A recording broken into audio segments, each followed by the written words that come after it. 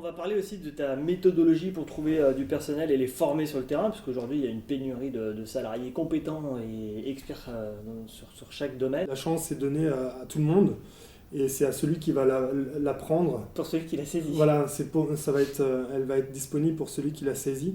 Grâce aux plages horaires de disponibilité, on va voir que tel collaborateur ou collaboratrice sont disponibles pour effectuer le remplacement. La formation, c'est le nerf tout de le la temps guerre. et je pense qu'il ne faut vraiment pas le négliger. Ouais. C'est de l'investissement, ça coûte de l'argent, certes. Messieurs les nettoyeurs, bonjour. Alors cette semaine, on est resté 5 jours ensemble chez iBioPro en Alsace avec Yann Riederhoff, donc président gérant EURL, gérant de la société iBioPro, spécialisé dans le nettoyage de bureaux, copropriétés d'immeubles. C'est ça. Principalement. Secteur tertiaire principalement et on fait aussi de la copropriété. Voilà. Ok. Et donc du coup, tu as commencé déjà avec nous en 2016 chez Econetto. C'est ça, fin 2016, création d'entreprise, donc démarrage 2017. Et j'avais déjà prospecté donc les entreprises, les logiciels d'exploitation qui existaient à ce moment-là. Les nombreux logiciels. C'est ça. J'avais aussi mon expérience des années précédentes dans une entreprise de propreté. Et je voulais vraiment quelque chose qui me correspondait aussi, qui était digital et efficace. Donc on a tout de suite démarré en 2017, 1er janvier 2017, on a tout de suite démarré avec Econetto. Si vous voulez plus d'infos sur cette partie du démarrage de iBioPro, il y a la première vidéo. Là maintenant on va s'intéresser à qu'est-ce qui s'est passé entre les deux vidéos, à peu près 2 ans. Ça fait 2 ans qu'on a fait l'autre vidéo. Entre temps il y a eu plein de trucs sympas qui sont passés comme le Covid. Malheureusement, Donc voilà, Yann est avec ses collaborateurs, parce que Yann n'est plus tout seul, iBioPro c'est plus juste Yann Riederhoff. C'est ça. iBioPro c'est combien de personnes en tout? Alors, je suis accompagné de 22 collaborateurs qui représentent à peu près 11 équivalents temps plein. Alors, on va faire en sorte de ne pas dépasser les 12, n'est-ce pas? Ça, c'était pour la petite blague. On a des projections de recrutement pour début 2022 à 2 collaborateurs. De plus? 2 de plus, ouais. Temps plein? Oui, pour les travaux spéciaux, la vitrerie et les remises en état. D'accord. Aujourd'hui, c'est manquant, tu signes des contrats à l'iBioPro, vous signez des contrats de remise en état, mais tu es limité en termes de personnel. C'est ça.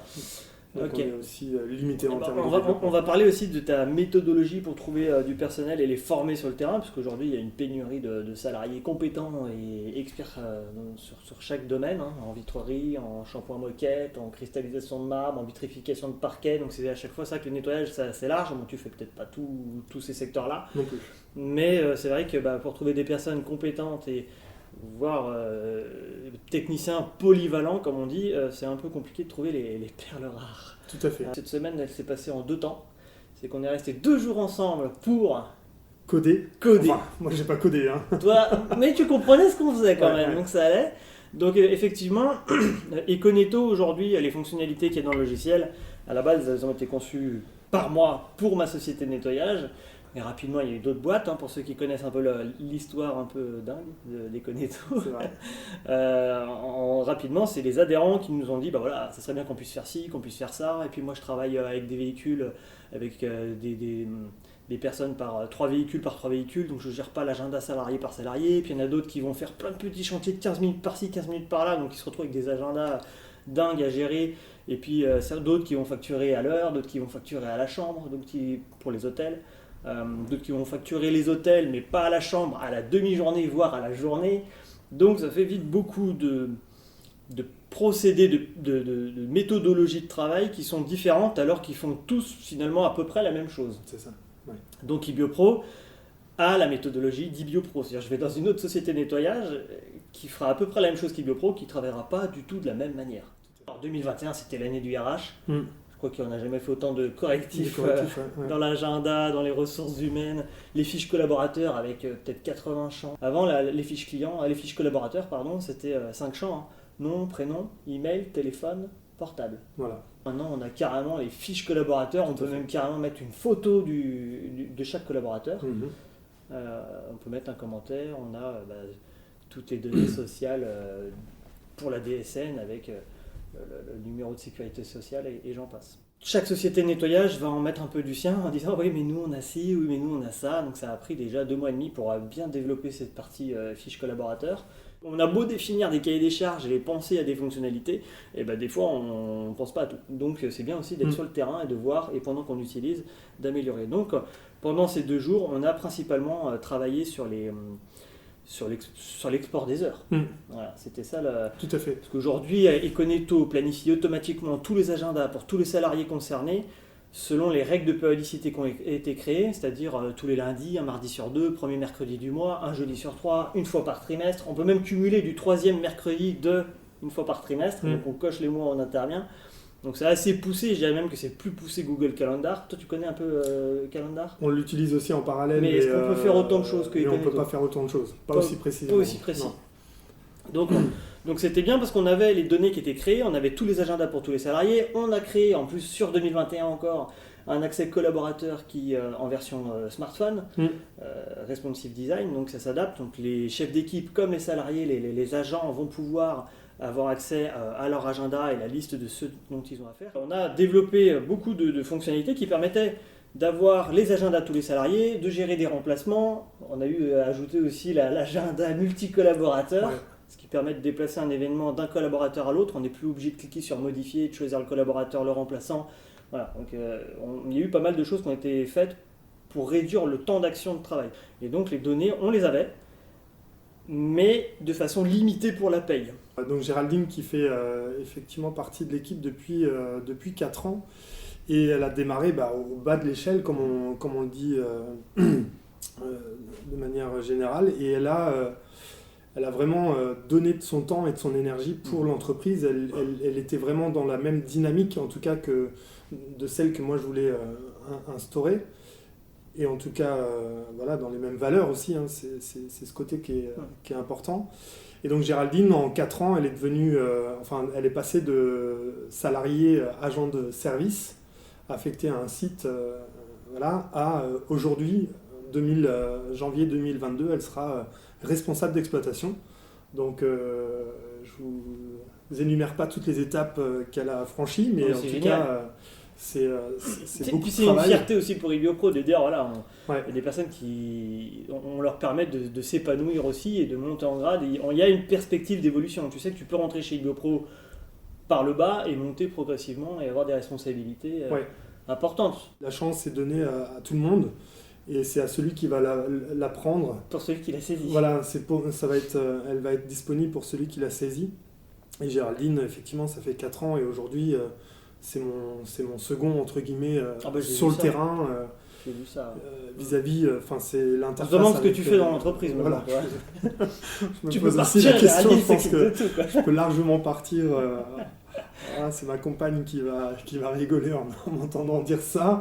Je peux largement partir 2 semaines en vacances, en tout cas ça c'est certain aujourd'hui. À la taille de la société où elle est actuellement, si tu n'avais pas fait ça, c'est sûr que pour en être un peu cru, tu finis par péter un plomb. Ouais.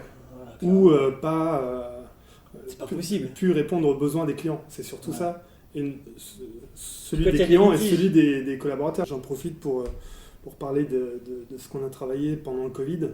On a une mission, en fait, on a vraiment défini notre mission pendant cette période un peu délicate, où on disait qu'on voulait contribuer au bien-être du client par celui du collaborateur. Donc en fait, ça résume vraiment notre action quotidienne, notre travail quotidien.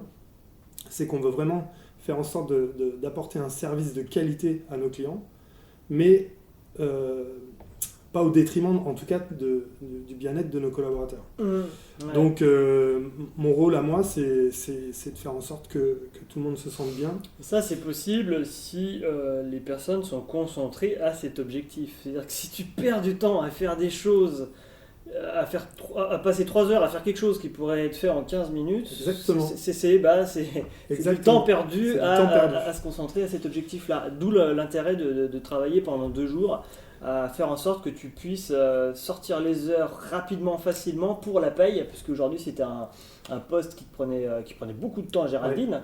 Ouais. En gros, pour résumer...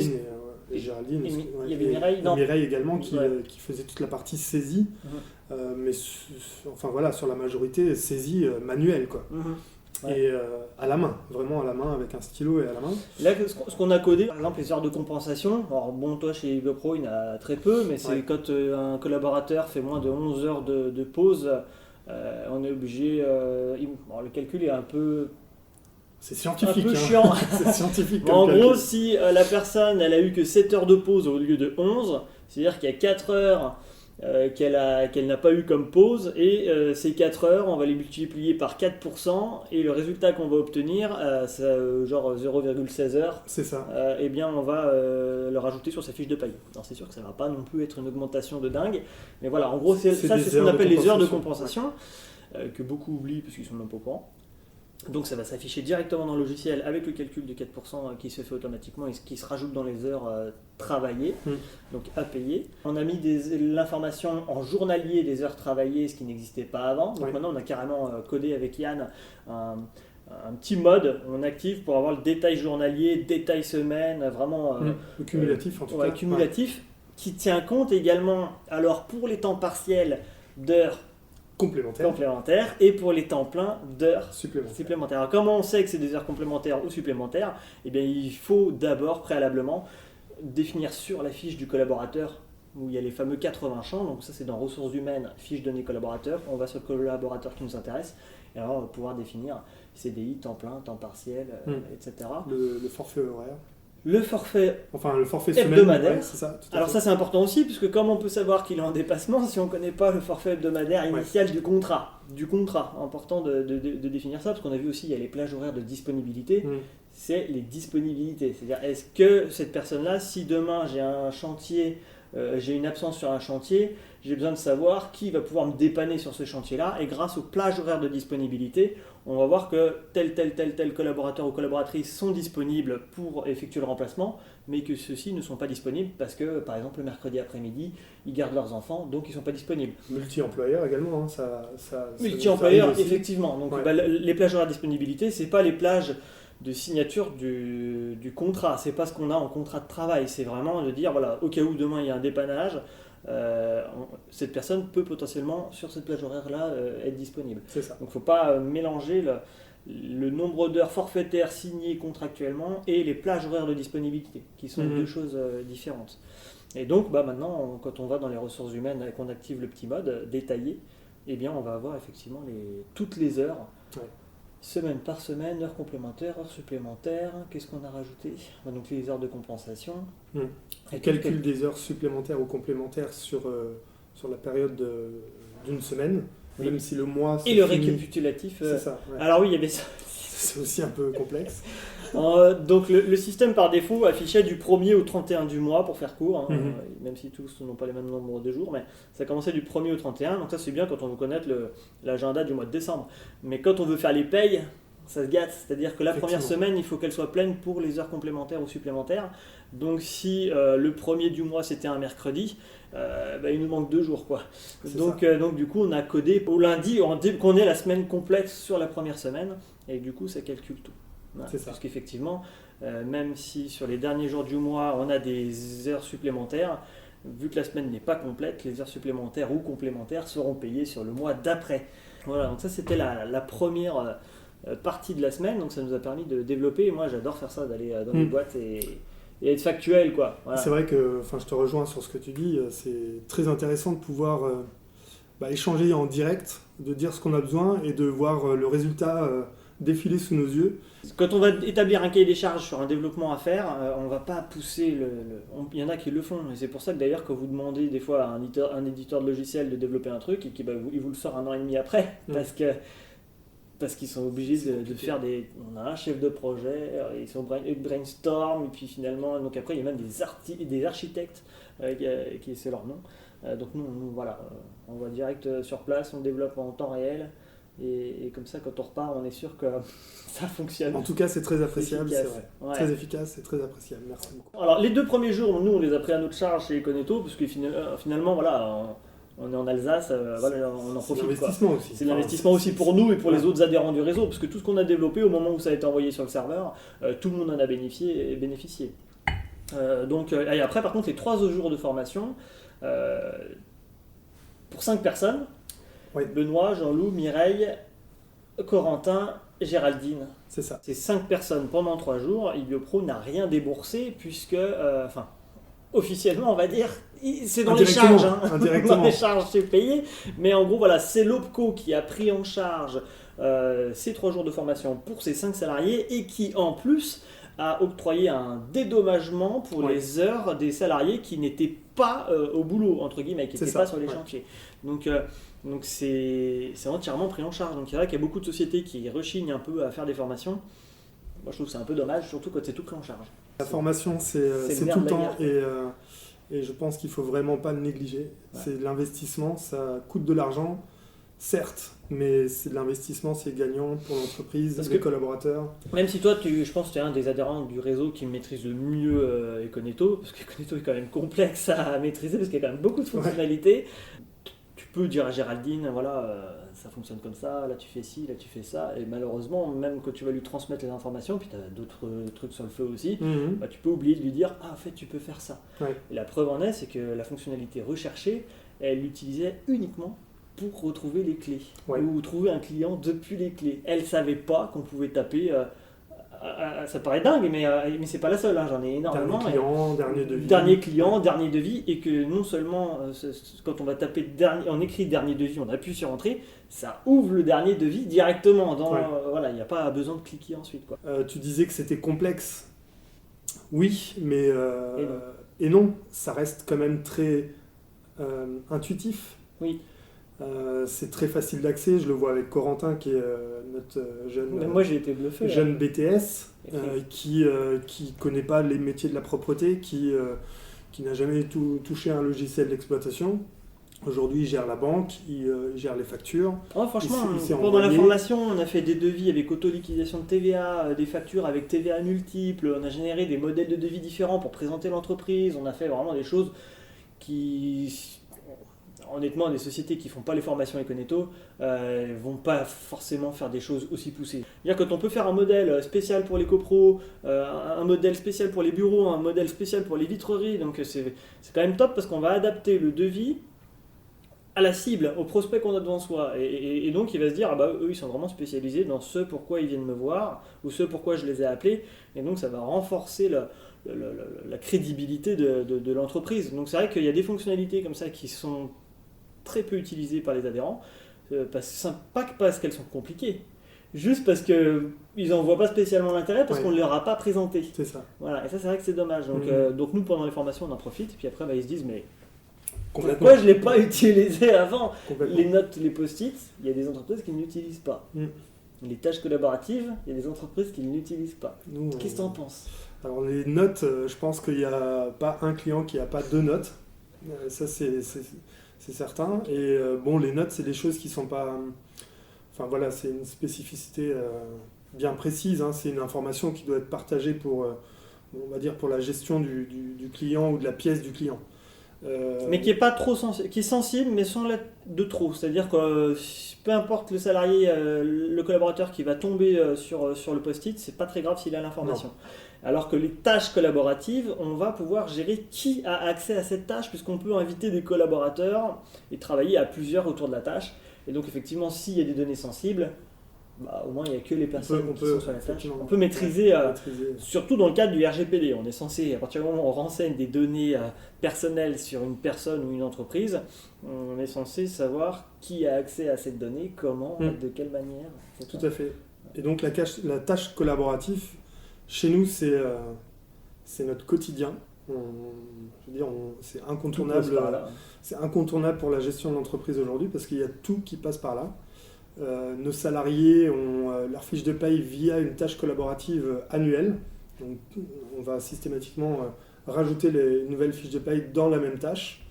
On a les tags, les fameux tags, qui permettent de classer. Les tags dossiers qui permettent de...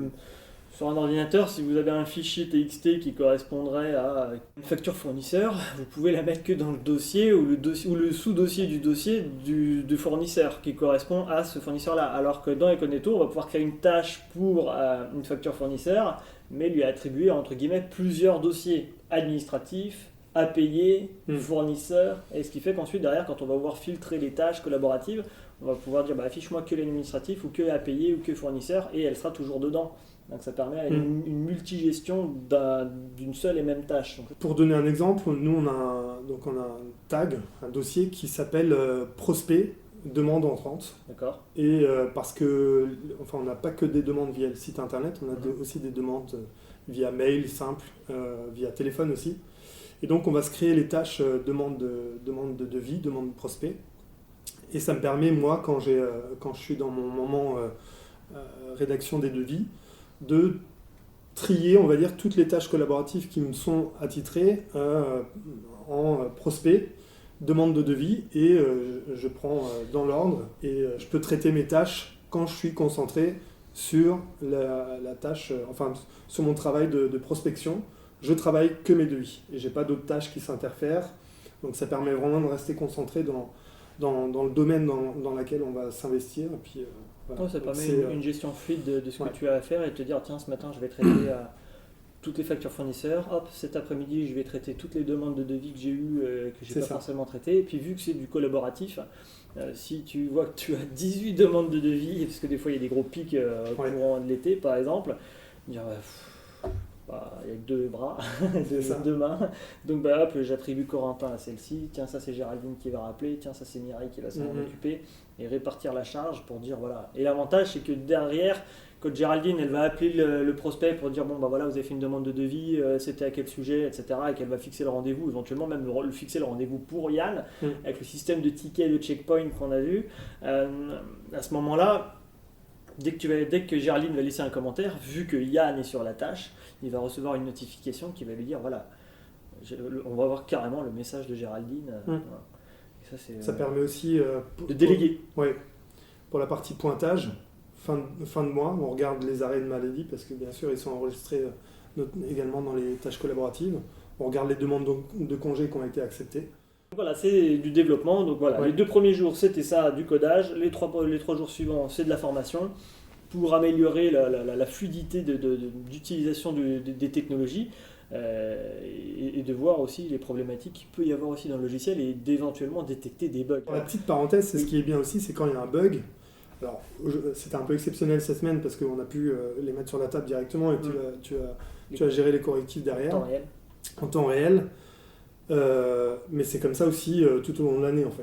C'est l'avantage, c'est que quand il y a un vrai bug qui pose problème, qui nous dérange dans notre fonction, dans notre travail quotidien. Yann il appelle, ou il envoie un message sur WhatsApp, ou il prend une photo. C'est ça. Et je veux dire, le problème il est réglé. Alors c'est vrai que des fois je l'envoie dimanche. Ça dépend de la taille du correctif à effectuer. Si c'est un truc qui est compliqué, ça va être réglé dans la semaine quand même. C'est ça, ouais. Si c'est un truc qui est facile à corriger, des fois en moins de 24 heures ça va réglé. Complètement. Ça vient du logiciel que moi j'avais pour ma société de nettoyage. Parce que pour ceux qui n'ont pas suivi le projet, avec mon père en tout, on a eu une société de nettoyage pendant 14 ans. Donc on fait du logiciel, mais on maîtrise un peu la propreté quand même. Un petit peu. Donc on a essayé des logiciels et des fois il y avait des bugs qui étaient hallucinants. On les faisait remonter. 3 ans après, le bug il y était toujours quoi. Et vu que moi je suis un peu de la partie et que je sais un peu coder, alors pas dans tous les langages, mais je me disais mais ça c'est pas possible. Non, ça devrait être corrigé. En fait, c'est 2 lignes de code quoi. Il y en a qui ont un problème encore par-dessus, c'est qu'ils utilisent déjà ce qu'on appelle des CMS. C'est des logiciels qui sont open source ou libres de droit, le GNU GPL, et qui en fait ces logiciels ils vous les vendent en vous disant voilà c'est un logiciel spécialisé nettoyage. En fait quand on regarde de près, c'est un logiciel qu'on trouve gratuitement sur internet et ils ont juste développé 2-3 modules ou modifié quelques couleurs et ils vous disent voilà c'est spécialisé rien du tout. Et ensuite du coup ils ont plein de modules comme ça qui rajoutent par-dessus. Et quand il faut les maintenir, les mettre à jour, c'est compliqué. Parce qu'il y a le langage qui évolue, il y a des correctifs de sécurité à rajouter, etc. Donc nous chez Econetto, vu qu'on code tout de A à Z, bon, on est propriétaire de l'ensemble et c'est nous qui avons tout développé. Donc derrière, on a une facilité, une aisance. Ce que j'ai fait là dans les bureaux pendant 2 jours, je peux le faire parce que on maîtrise l'ensemble du codage. Et du point de vue utilisateur, quand vous avez une fonctionnalité qui ne fonctionne pas, on va délaisser en fait l'outil et on va chercher d'autres solutions, tout simplement. Donc, c'est vrai que l'avantage d'Econetto, c'est que tu es à l'écoute de tes adhérents, clairement. Alors je sais que tu ne partages pas que avec moi, et quand même tu écoutes beaucoup de monde, mais l'avantage c'est qu'aujourd'hui on a un produit, on a un outil qui nous permet de travailler au quotidien et de manière efficace, justement pour retourner sur Il y a ce qu'on encore disait. beaucoup de failles, il manque Bien sûr. encore beaucoup de choses. Mais, Mais on gagne du temps dans nos actions administratives et de gestion pour justement travailler sur le terrain. disons que c'est une politique, c'est de dire quand on développe une fonctionnalité, il faut qu'elle soit au top. Et sinon, si c'est pour faire la moitié du boulot, on la fait pas du tout, on la développe pas. Par exemple, on n'a pas le pointage. Gros sujet. Voilà, on a un gros sujet. Mais tu as trouvé un moyen indépendant qui est pas trop mal d'ailleurs, avec des systèmes d'étiquettes. Là. En gros, on le voit pas, mais peut-être. Il y a un petit circuit imprimé à l'intérieur. Donc c'est la technologie NFC, donc c'est du sans contact. Ça permet, du coup, tu as un appareil qui te permet de programmer cet autocollant, ce badge, et de dire voilà, c'est tel client pour telle prestation ou telle zone. C'est ça. Tu peux définir des zones. Même paramétrer plein de choses, à dire bah voilà, on est censé y passer tant de temps, ça va faire tous les mercredis, etc. Et après derrière, tu vas pouvoir aller coller ça directement sur la vitrine du client ou à l'endroit propice pour que l'agent, quand il va arriver, il puisse flasher l'arrivée et flasher Tout à fait. la fin. Ouais. Mais il y en a qui ne flashent pas la fin, du coup on se retrouve avec des événements de 2 jours.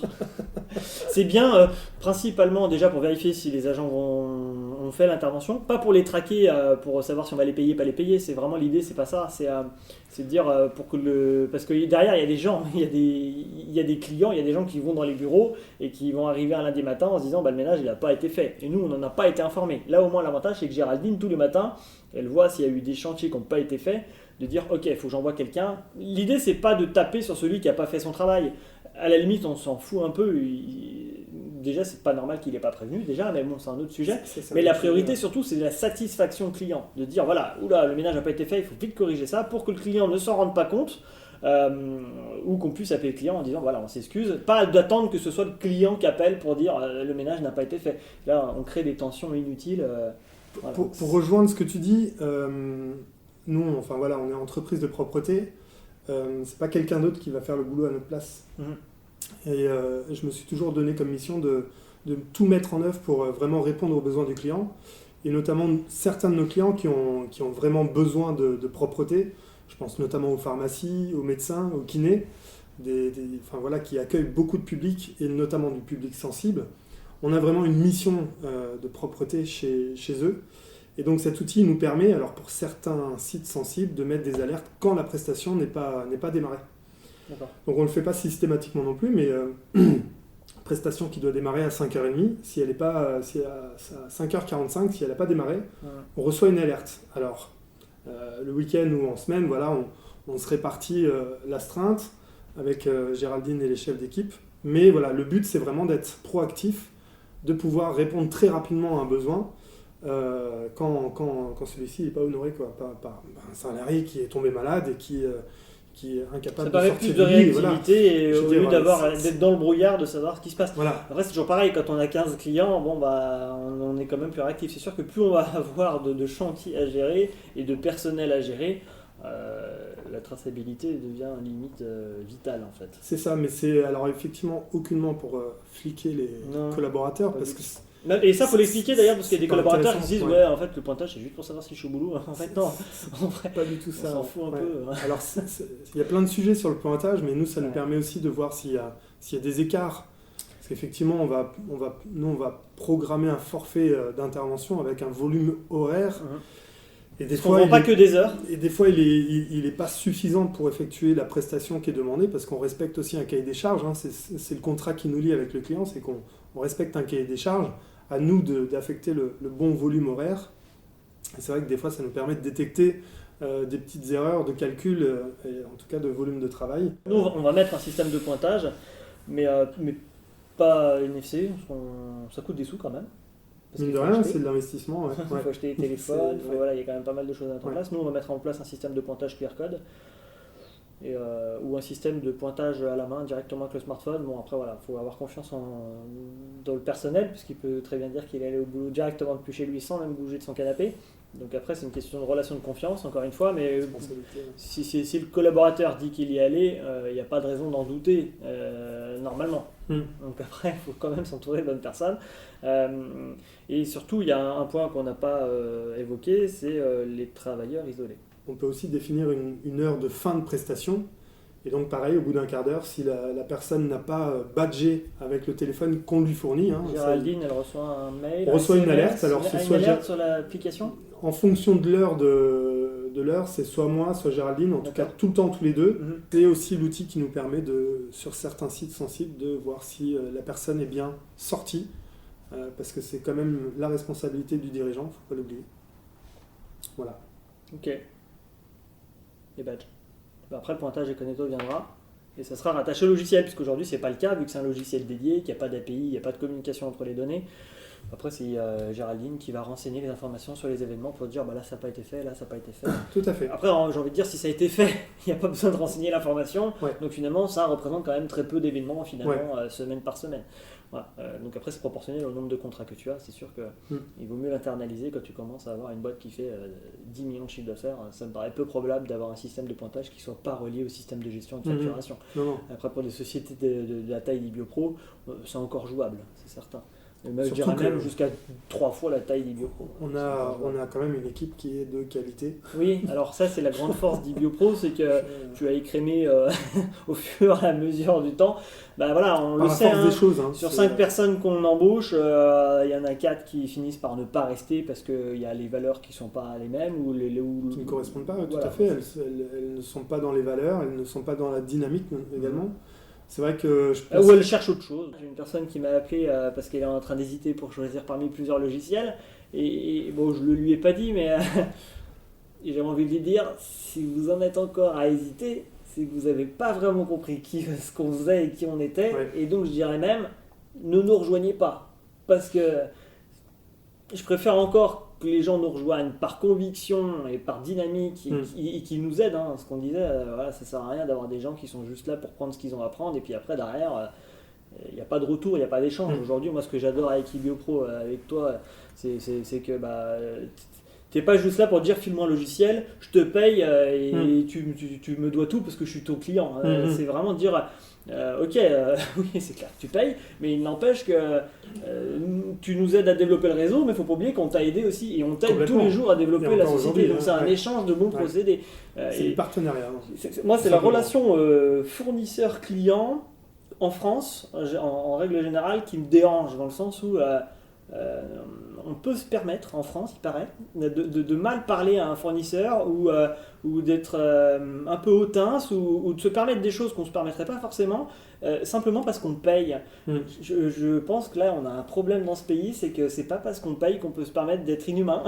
Il n'y a pas de rapport entre les deux.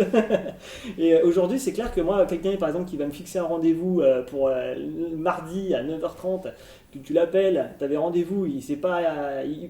Ça peut arriver d'avoir un retard, mais tu rappelles à 9h45, tu lui envoies un SMS à 10h, on avait rendez-vous ce matin. Je serais déjà parti à 10h. Par téléphone, moi je fais beaucoup de rendez-vous par téléphone, mais c'est clair qu'en physique, en plus c'est encore pire, parce que tu es obligé d'aller sur le chantier, sur le site, il n'y a personne qui t'attend alors que tu avais rendez-vous, donc tu perds du temps, et que la personne te rappelle 15 jours plus tard. Il est où mon devis? Est-ce que c'est possible du coup d'avoir un entretien Non. Sérieux on est capable de traiter son fournisseur de cette manière. Commencez avec les clients, commencez avec les collaborateurs. Ne fais pas aux autres ce que tu ne voudrais pas qu'on te fasse, tout simplement. Donc le respect, ça commence dès le départ. Ignorez ceux qui le font, tout simplement. Ne prêtez pas attention à tout le reste qui est parasitaire, etc. Nocif. Défaites-vous-en. On traite beaucoup de sujets différents.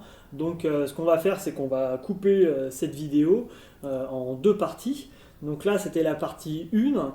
Et ce que je vous propose, c'est de revenir sur la chaîne. Surtout, abonnez-vous à la chaîne parce que sinon, vous n'aurez pas la suite de la vidéo qui sera publiée d'ici quelques jours. Voilà. Donc je vous dis à bientôt. Et puis on se retrouve dans la partie 2 de cette vidéo. Au prochain épisode. Merci.